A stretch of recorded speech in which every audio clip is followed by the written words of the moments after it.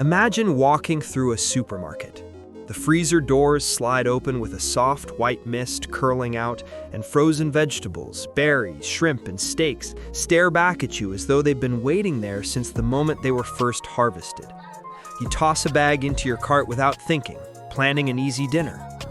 But the simplicity of that moment hides a remarkable truth.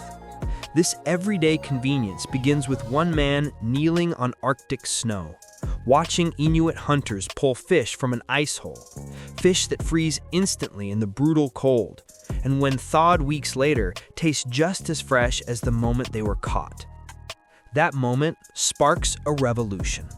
This is not the story of an industrial giant or a man trained in the halls of elite universities.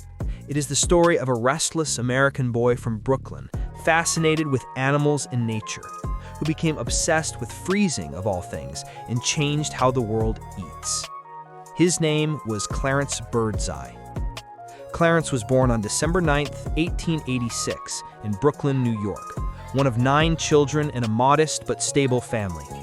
His father was a lawyer, and Clarence quickly developed the sort of curiosity that made adults shake their heads in amused disbelief. He was the type of child who spent his afternoons collecting insects, experimenting with plants, and trapping wild animals.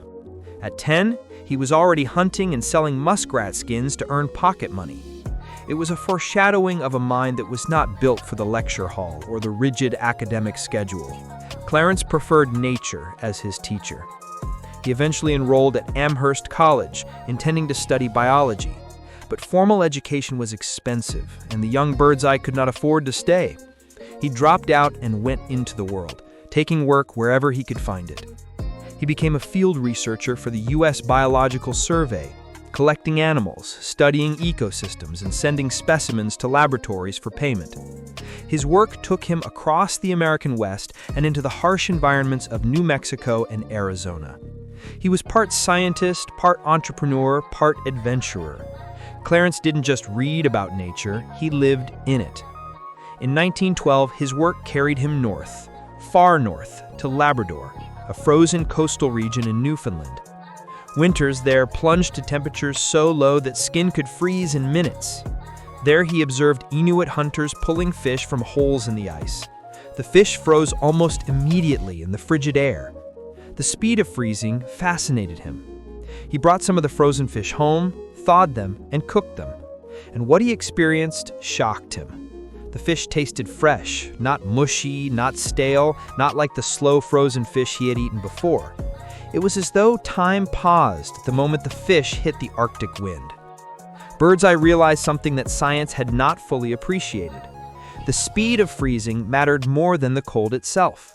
Slow freezing creates large ice crystals that tear the cellular structure of food apart, destroying texture and flavor. Quick freezing creates tiny crystals, preserving the original structure.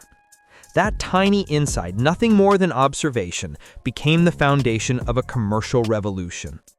Clarence was not merely seeing frozen fish, he was seeing a frozen future. When he returned to the United States, he carried the memory of Labrador in his mind like an infection. He began experimenting in his apartment, freezing anything he could get his hands on: vegetables, fruit, meat. He used ice, salt, fans, metal plates, whatever tools he could modify. The experiments were messy, sometimes disastrous, but always educational. He was chasing a feeling, the taste of that Arctic fish, the one that shattered his previous understanding of food. Birdseye launched his first business, Birdseye Seafoods, Inc., in 1923. It was a failure. His early technology could not reproduce the rapid freezing of the Arctic winter. He could freeze food, yes, but not fast enough. Customers were unimpressed, investors skeptical, and the company collapsed. But if Clarence Birdseye was anything, he was stubborn. Failure only pushed him further. He went back into the lab and began designing machines that froze food between 2 refrigerated metal plates. The plates pressed against the food, pulling heat out quickly and evenly. This wasn't the slow freeze of home ice boxes, it was a carefully engineered quick freeze. By 1924, he achieved what he had been chasing since Labrador. The double plate freezer worked. Food froze rapidly, Its color, flavor, and texture stayed intact. The peas stayed green. The fish tasted like fish, not mush. He filed patents, organized the new company, and set up operations in Gloucester, Massachusetts, a fishing town that offered endless raw material. Investors began to take him seriously. This was not a novelty, it was industrial science.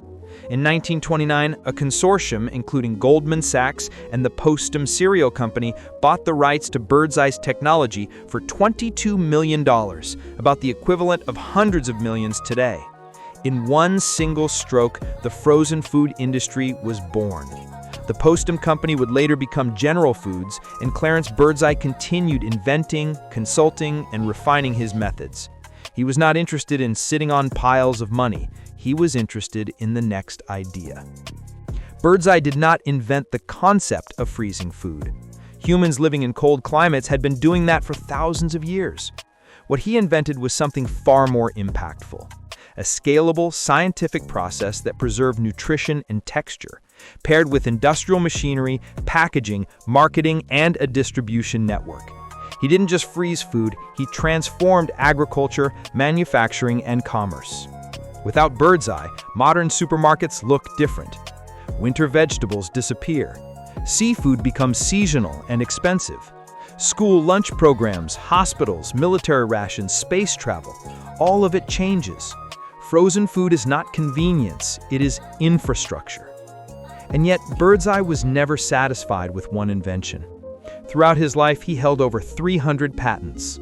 Some related to freezing and preservation, others were for dehydration processes, methods of drying coffee, improvements in light bulb manufacturing, even early versions of infrared heating. His brain operated like a furnace of ideas, always burning, always searching. Clarence Birdseye died on October 7, 1956, at the age of 69. His death was quiet, almost modest, with little fanfare. No monuments, no nationwide mourning. Yet he left behind a legacy that sits in billions of homes, humming softly behind refrigerator doors. Every time someone reaches into a freezer and grabs a bag of vegetables or a frozen steak, they are touching the echo of that Arctic moment in Labrador. A moment of curiosity, a moment of observation, a moment when one man looked at nature and asked why. Innovation doesn't always begin in laboratories or universities. Sometimes it begins in the snow, in a place no one is paying attention to, in the hands of a person who simply cares enough to notice what others overlook. Clarence Birdseye noticed, and because he did, the modern world eats differently. The next time you pull up in that frozen aisle door, remember the man who froze fish on the ice, wrote down the results, and refused to stop until the future thawed in his hands.